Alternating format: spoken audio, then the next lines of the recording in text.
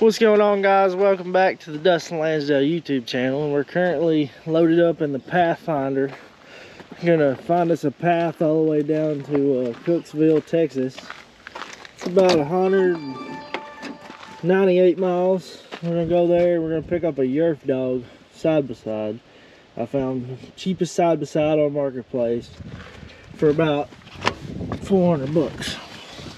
And see if we can get it running. But we got 3 kids in here, another lady's in here, and hopefully it'll make it. And we're gonna go get a motel and go check out the zoo up there and all that stuff too.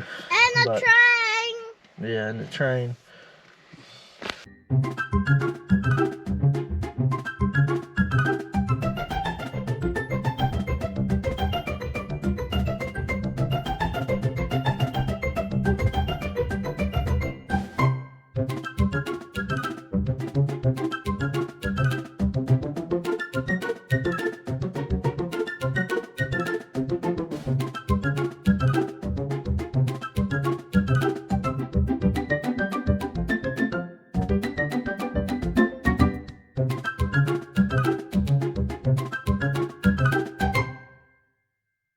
What's going on, guys? We've made it to Gainesville, Texas. It was a long 3-hour drive.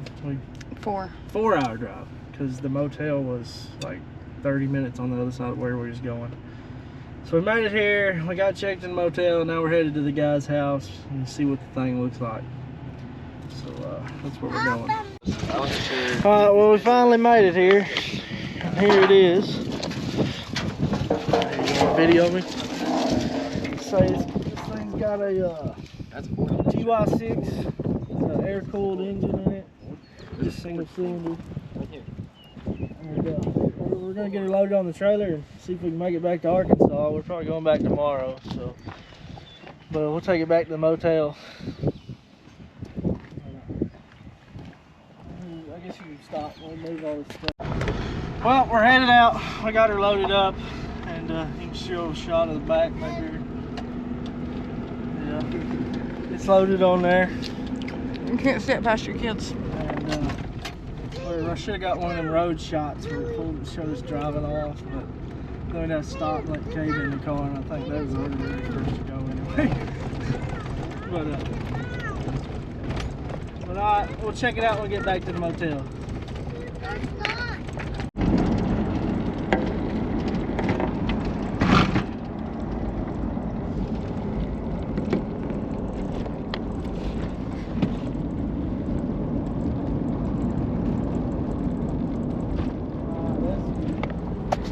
Well, guys, we made it back to the motel.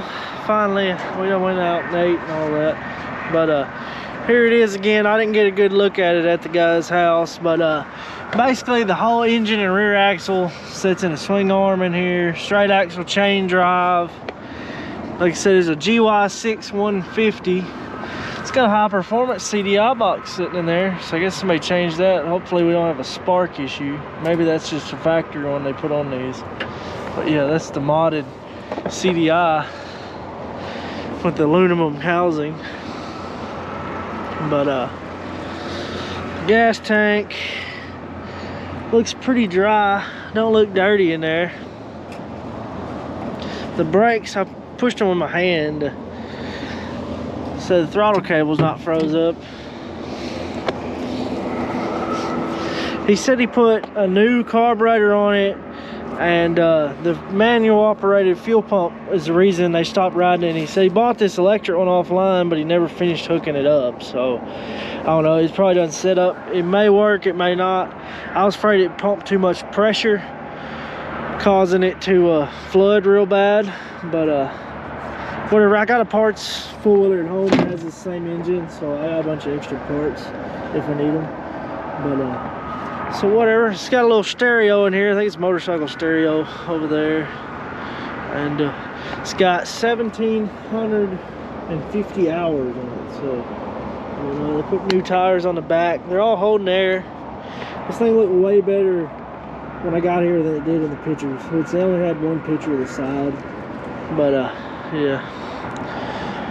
So we're gonna go get some bed, get some sleep.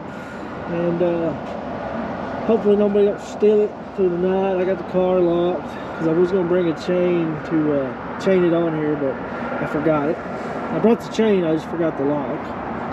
So or maybe nobody will mess with it since I don't run. But hopefully not. I can see it from my window, so I'll just keep looking every now and then. But yeah, we're gonna go to bed. We're gonna take the kids somewhere to the park or something tomorrow, and we'll get back to Arkansas.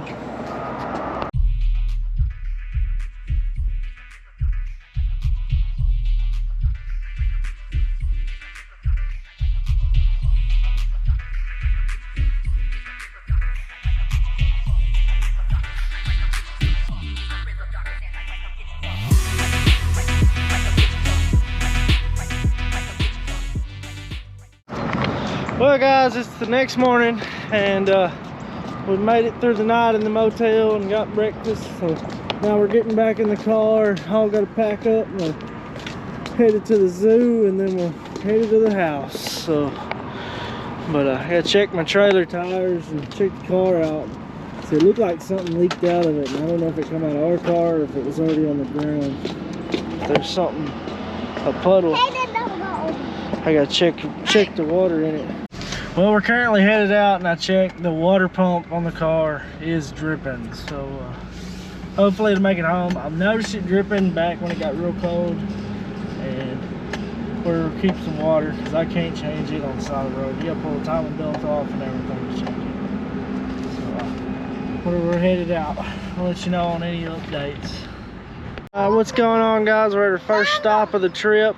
We made it to Gainesville.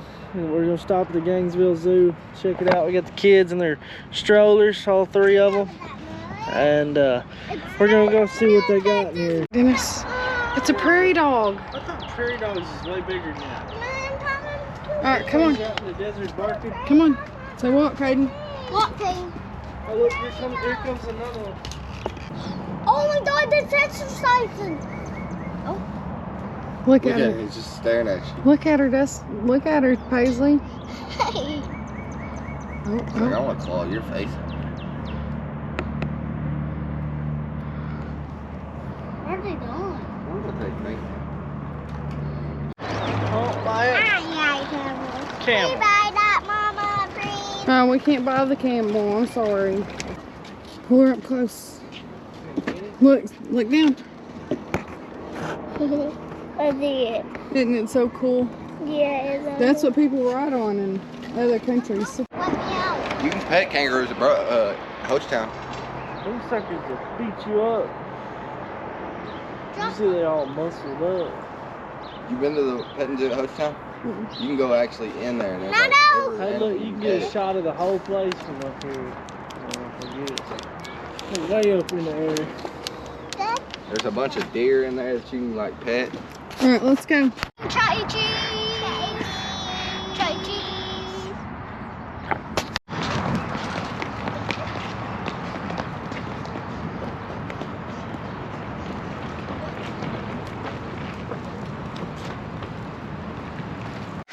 Alright, so we made it back to Arkansas. We're back at the shop. We got the Yerf Dog Rover down here. And we started looking at the engine, looking it over. We put some gas in it. So right here, factory, this thing came with a vacuum operated fuel pump. This is your pickup tube. The guy supplied us with this electric one, so I'm gonna bolt that to the tank and hook this up real fast. Hopefully it don't put out too much pressure. So what's going on, guys? I was going to do the latest update. In the last clip, you seen we was messing with the fuel pump on the Yerf Dog. So now I finally got it running. It's been a couple, I would say like a week or two, and whatever. So I got back to it. I got it running. I'm gonna finish the video right here. So what I ended up doing, I covered the seat, put a piece of foam under there. I ended up cleaning this out. It just had a dirt dauber nest in the nipple where it came in, and the wiring on this thing was junk. I couldn't get the wiring to work. I couldn't get the CDI box to work. It just acted like it had a short in it. So I'm going to draw out on a paper, and I'll show you a clip of it, of the wiring, how it works. It's really simple. it just looks complicated. So what I ended up doing, I took 2 pieces of extension cord. I know it ain't the best, but it's pretty good insulated, tough wire extension cord is. And then I was run to the front. Ended up putting a toggle switch to turn on the key and a push button for a start. Now I could have bought a key switch and just put in this hole, but whatever, I just did it that way because it was cheaper. And I didn't know if it, well, that's the way I wanted to do it, because kids lose keys anyway. But whatever, so I got the carburetor clean, put that on, put the fuel pump on, and I had to replace the CDI box. And I'd said before I had one of these, a four-wheeler with this style engine in the shop for parts. Had this foam under there so it wouldn't rattle so bad, but I couldn't get the bed open because it had too much pressure on the latch. Right here, there's supposed to be a rod that goes from here to there for 2-position dump to keep it from touching your tires. So here's the CDI box I ended up putting on there. If we go back, it had a aluminum high performance one. This one's very simple. It's just got 4 wires. It's a 12-volt system. It's people that know about stators and stuff will know what I'm talking about. So you just got 12 volts come in, and it reads your pickup coil, and then you got a hot wire goes out to your ignition coil, and that tells it when to fire. So straightforward. Voltage regulator is just 2 wires hooked to the engine. And there's only let's say 4 wires come out of the engine. So got that hooked up, rewired all this, run that down, and ran 4 wires to the front, 1 for this, 1 for that. I could have got by with 3, but I did 4. And whatever, you can hear it run now. Flip the switch and push the button.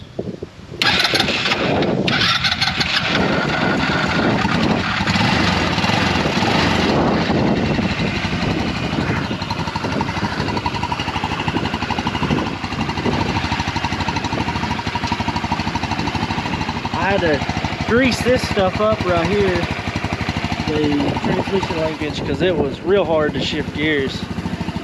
But we can take it for a test drive, and I can show you some videos of it driving by. So right here we got our on switch, and I hooked the hour meter back up. It's working now. I think the reason it's got so many hours, so I don't believe the machine has that many. I believe the key was left on a lot, you know, using the radio, and made this hour meter count up that high, because overall it doesn't have that much wear on it, and those back tires are still the factory tires. So whatever, we'll crank it up. Got the headlights working. Now this gear shift is real stiff, so you gotta pump, rev it up just a little so it'll spin stuff, and the transmission so it'll slip in gear. So we got it running again. I think it was loss of prime or something, but yeah, I had to run these fuel lines. This is a vacuum line, goes to intake, and then you just got a fuel line. Now the other reason I went back to the original pump, the electric one was really loud under the seat, and it was pumping too much pressure, making the carburetor leak fuel, and I didn't want that. So let's see if it'll drive now.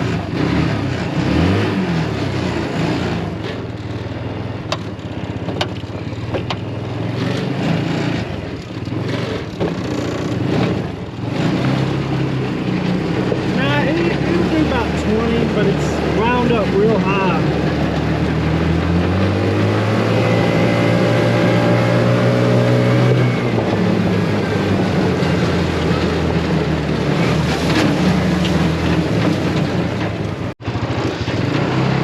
And the turning radius, it'll do a pretty good sharp turn.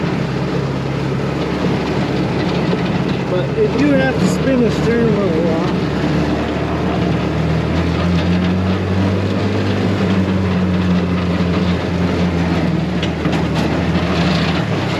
It does have plenty of torque for a 150cc engine, and I couldn't believe that. It'll haul stuff in the bed, climb hills. It's just not real fast.